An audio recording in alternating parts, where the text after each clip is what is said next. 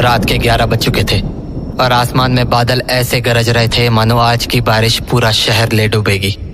उस रात विजय को ऑफिस से निकलने में देरी हो गई थी और मौसम देखकर उसे अंदाजा हो चुका था कि बारिश बहुत तेज होने वाली थी।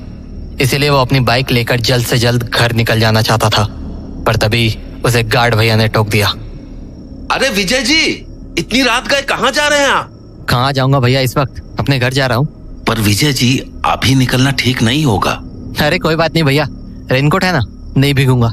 विजय जी, मैं बारिश की बात नहीं कर रहा। हाँ, क्या मतलब? आज अमावस की रात है। आज की रात ऐसे अकेले सफर करना ठीक नहीं है। अरे अमावस से तो क्या हुआ, क्या बोल रहे हो आप? विजय जी, कहते हैं अमावस की रात में प्रेत सबसे ज्यादा ताकतवर होते हैं, इसलिए अच्छा होगा कि आप आज अकेले न जाएं, कल सुबह चले जाइएगा। हो गया आपका गार्ड साहब, क्या और भी कहानियां सुनानी है?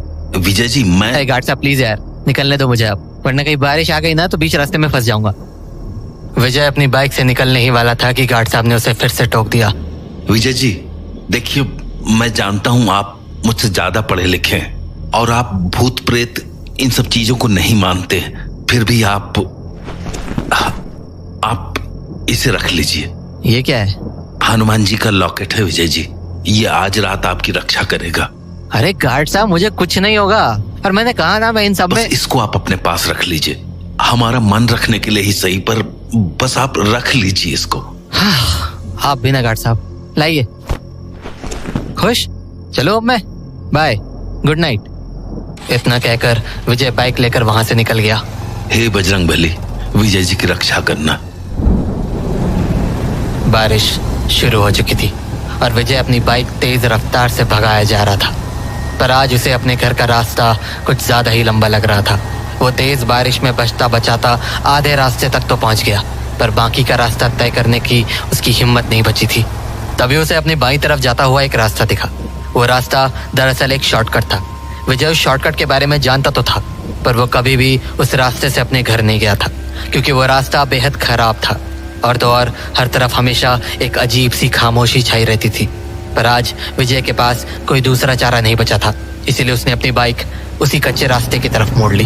तेज बारिश के कारण आज वो रास्ता और भी खराब हो चुका था, पर विजय फिर भी धीरे धीरे उस रास्ते को पार किए जा रहा था। लेकिन कुछ ही देर बाद मौसम ने दोबारा करवट बदली। बारिश और हवाओं की रफ्तार इतनी ज्यादा तेज हो गई कि बाइक का आगे बढ़ना भी मुश्किल हो रहा था। तो विजय आसपास के घरों में बारिश से बचने की जगह ढूंढने लगा, पर उसे आसपास जो भी टूटे फूटे घर दिख रहे थे उनमें से किसी की भी छत नहीं थी, मानो एक साथ गांव के सभी घरों की छत गिर गई हो। विजय को यह बात अजीब तो लगी, पर उसने इस पर ध्यान नहीं दिया और दोबारा दूसरे घरों की ओर देखने लगा। तभी उसे अपनी दाईं ओर पर एक घर दिखा, जो देखने में तो बहुत पुराना था, पर उसके ऊपर एक छत जरूर थी। तो विजय ने अपनी बाइक वहीं खड़ी कर दी और उस घर के अंदर जाकर खड़ा हो गया। वो अपने सामने होती हुई उस तूफानी बारिश को एक टक देखने लगा। सामने का नजारा देखकर उसे समझ आ गया था कि बारिश अगले 2-3 घंटे तक रुकने नहीं वाली थी, इसीलिए वो वहां खड़ा होकर फोन चलाने लगा।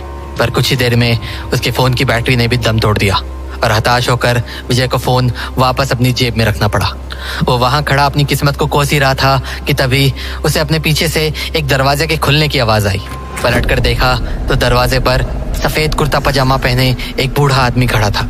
उस आदमी को देखकर विजय डरने के साथ साथ चौंक भी गया था। उसे यकीन ही नहीं हो रहा था कि वहां कोई रहता भी था। तभी वो बूढ़ा आदमी बोला, बेटा अंदर आ जाओ, बारिश बहुत तेज हो रही है, भीग जाओगे। उस बूढ़े आदमी को उस टूटे फूटे मकान में देखकर विजय की धड़कनें तेज सी हो गई थी, पर फिर भी उसने अपने आप को संभाला और कहा, नहीं अंकल, मैं ठीक हूँ। विजय जवाब देकर वापस आगे की ओर मुड़ गया, पर तभी वो बूढ़ा आदमी दोबारा बोला, बेटा बारिश बहुत ज्यादा है, आ जाओ ना अंदर। नहीं अंकल, आई एम फाइन, मैं ठीक हूँ यहाँ, आप प्लीज फिक्र मत करो। एक बार कहा ना भीग जाओगे, समझ नहीं आता क्या तुम्हें? चलो आओ अंदर। अरे पर अंकल, बोला ना अंदर आओ, चलो। बेचारा विजय समझ ही नहीं पा रहा था कि वो बूढ़ा आदमी उसे इस तरह से क्यों डांट रहा था। पर फिर जब उसने बारिश को देखा तो सोचा, बारिश के रुकने में वैसे भी बहुत वक्त है, तो क्यों ना अंदर जाकर ही आराम से बैठा जाए। तो उसने मुस्कुराकर बोला, ठीक है अंकल, मैं चलता हूँ अंदर। तो विजय उस आदमी के पीछे पीछे अंदर के कमरे में चला गया, पर वो बूढ़ा आदमी अब भी गुस्से में था। वो पलटकर विजय को दोबारा से डांटने लगा, तुम्हें पता है मैं कब से तुम्हारा इंतजार कर रहा था? हाँ क्या? यहाँ तुम्हारी बच्ची कब से पापा पापा कर रही है और तुम्हें होश ही नहीं है। हाँ? ये कोई टाइम है घर आने का? अंकल आप ये क्या बोल रहे हो? और शायद आपको कोई गलतफहमी हुई है।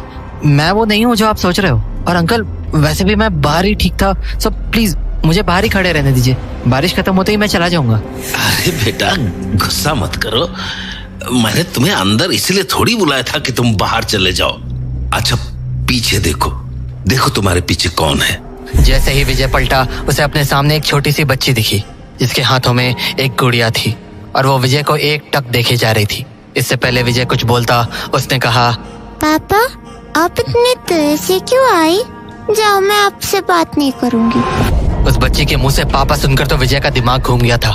उसे समझ ही नहीं आ रहा था कि ये सब हो क्या रहा था। वो ये सब सोच ही रहा था कि वो बूढ़ा आदमी विजय के बेहद करीब आकर बोला, अपनी बेटे की बात का जवाब तो दे दो, क्या हुआ है तुम्हें? उस बूढ़े आदमी की बात सुनते ही विजय झुंझला कर बोला, अरे क्या बेटी बेटी लगा रखा है आपने? मैंने अपनी पूरी जिंदगी में ना तो आपको कभी देखा है ना इस बच्ची को।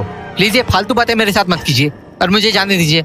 विजय ने इतना कहा ही था कि कमरे का दरवाजा जोर से बंद हो गया और तो और वो बच्ची भी अब वहां नहीं खड़ी थी। पर इससे पहले विजय कुछ सोच पाता उसे उस बूढ़े आदमी की आवाज दोबारा से आई और इस बार आवाज बहुत ज्यादा भयानक थी। तुमने ये अच्छा नहीं किया, बिल्कुल अच्छा नहीं किया, बिल्कुल। अपनी बेटी के साथ तुम्हें ऐसा नहीं करना चाहिए था। डर के मारे जब विजय उस बूढ़े आदमी की तरफ मुड़ा तो सामने का नजारा देखकर उसके होश उड़ गए।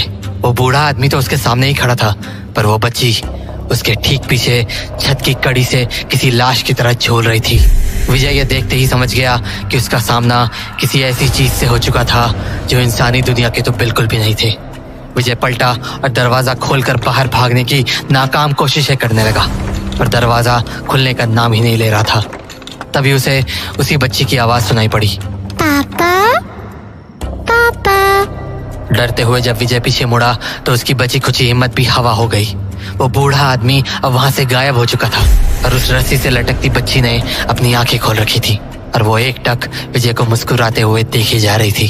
पापा अब मैं आपको कहीं नहीं जाने दूंगी। अब आप हमेशा यही रहोगी मेरे पास।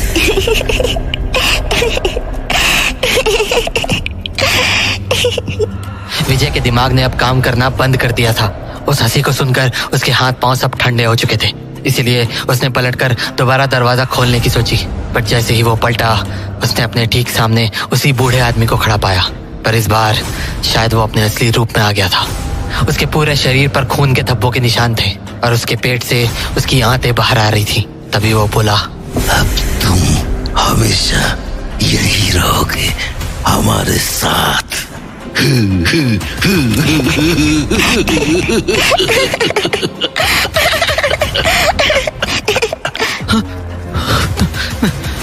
नहीं नहीं।